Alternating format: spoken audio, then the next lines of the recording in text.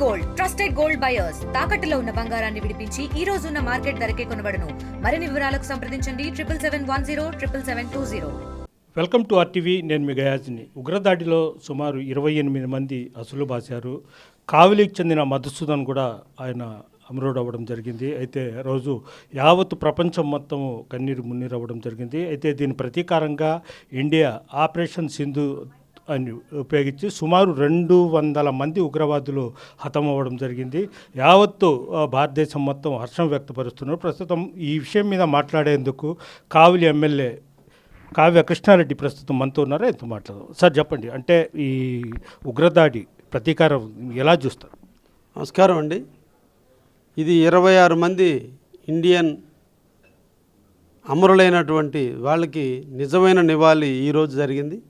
ఈ సందర్భంగా దేశ ప్రధాని నరేంద్ర మోడీ గారిని యావత్ ప్రపంచం ఈరోజు ఆయన్ని అభినందిస్తుంది. ఎక్కడ కూడా దుందుడుకు చర్యలకు పాల్పడకుండా టెర్రరిస్టులనే ధ్యేయంగా పెట్టుకుని వాళ్ళనే టార్గెట్గా పెట్టుకొని వాళ్ళ స్థావరాలని 9 స్థావరాలను ధ్వంసం చేసి ఈ రోజున భారతదేశ ప్రజలకి ఈరోజు వారు నిజమైన ఆనందాన్ని అందించారు. ఈ సందర్భంగా అందరూ కూడా ప్రజలందరూ చాలా సంతోషదాయకంగా ఉన్నారు. ఈ సందర్భంలో మా కావలికి చెందినటువంటి సోమిశెట్టి మధుసూదన్ రావు గారి ఆత్మ కూడా ఈరోజు చాలా ఆనందిస్తుంది. నిజంగా వాళ్ళ కుటుంబ సభ్యులకి మోడీ గారు ఒక గిఫ్ట్ ఇచ్చినట్టుగా మేమందరం కూడా భావిస్తున్నాం. చనిపోయిన మనిషిని తీసుకురాలేనప్పటికీ కూడా వారు ఏ సందర్భంలో అయితే మరణించారో ఆ సందర్భానికి తగ్గిన ప్రతీకారం ఈరోజు భారతదేశం తీసుకొని 26 మందిని కోల్పోతేనే భారతదేశం ఎప్పుడు కూడా ప్రజల పక్షాన నిలుస్తుంది, ప్రజల ప్రాణాల కోసం దేనికైనా తెగిస్తుందనే దానికి ఈరోజు ఈ రకమైనటువంటి ఆపరేషన్ సింధూర్ నదితో పోల్చినటువంటి ఈ సింధూరం రక్తం ఈ రోజున ఆ భారతదేశ ప్రజలందరికీ అందించినటువంటి నరేంద్ర మోడీ గారికి ప్రత్యేక ధన్యవాదాలు తెలియజేస్తున్నాం.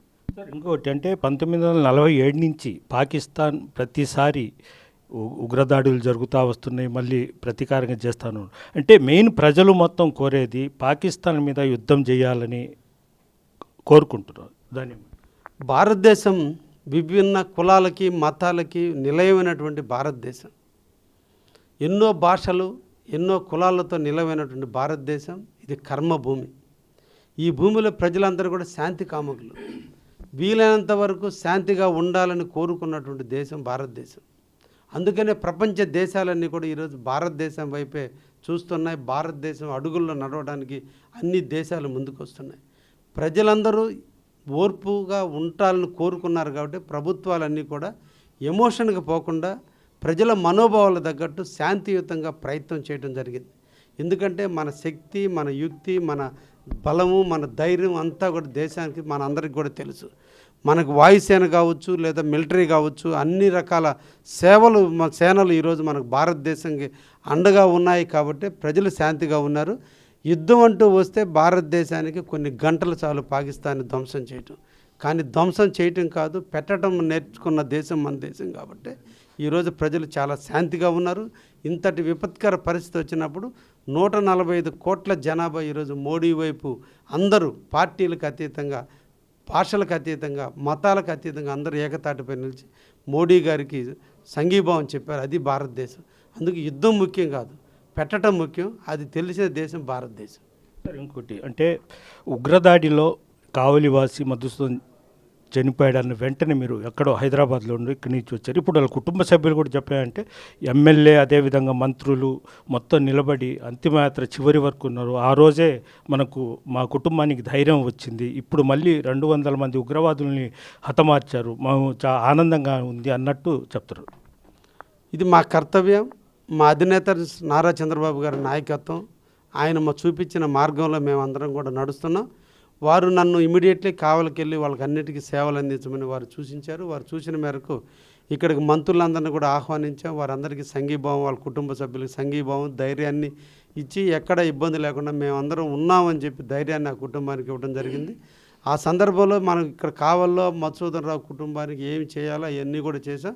ఆయన అమరులయ్యారు కాబట్టి అమరుడైన వీరుణ్ణి మనందరం కూడా గౌరవంగా సాగనంపాల్సిన అవసరం ఉంది కాబట్టి ఆయన కావలిలో 6 కిలోమీటర్ల పాటు ఆయన యొక్క అంతిమయాత్రని సాగనంపడం కూడా జరిగింది. ఈ రోజున ప్రభుత్వం ఆ కుటుంబానికి అండగా ఉంది.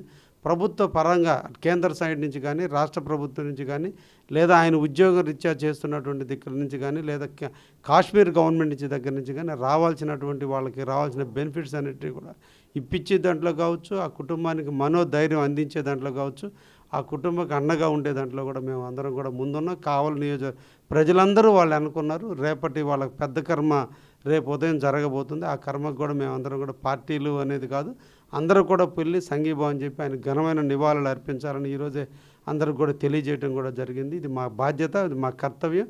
దురదృష్టకరం, ఒక మంచి వ్యక్తిని మేము కోల్పోను. అయినప్పటికీ ఆయన చిందిన రక్తం ఈరోజు భారతదేశంలో ప్రజలందరికీ ధైర్యాన్ని నింపే విధంగా మోడీ గారు ఈరోజు సర్జికల్ స్ట్రైక్ రూపంలో ఆపరేషన్ సింధూర్ రక్తానికి రక్తం చిందించే విధంగా ఈరోజు టెర్రరిస్టులను తుదముట్టించినందుకు మోడీ గారికి కూడా ధన్యవాదాలు తెలియజేస్తున్నాను. Okay, thank you. ఇది అమరుడైన మధుసూదన్ కుటుంబాన్ని అండగా ఉంటాం. అదేవిధంగా మోదీ తీసుకున్న నిర్ణయం హర్షించదగిన విషయమని కూడా ఎమ్మెల్యే కావ్య కృష్ణారెడ్డి చెప్తున్నారు. వీడియో ప్రదీప్తో గయాజ్ RTV కావలి నుంచి. మరిన్ని వీడియోస్ కోసం ఛానల్ ని సబ్స్క్రైబ్ చేయండి. లేటెస్ట్ అప్డేట్స్ కోసం వాట్సాప్ ఛానల్ ని ఫాలో అవ్వండి. అండ్ లింక్ డిస్క్రిప్షన్ లో ఉంది.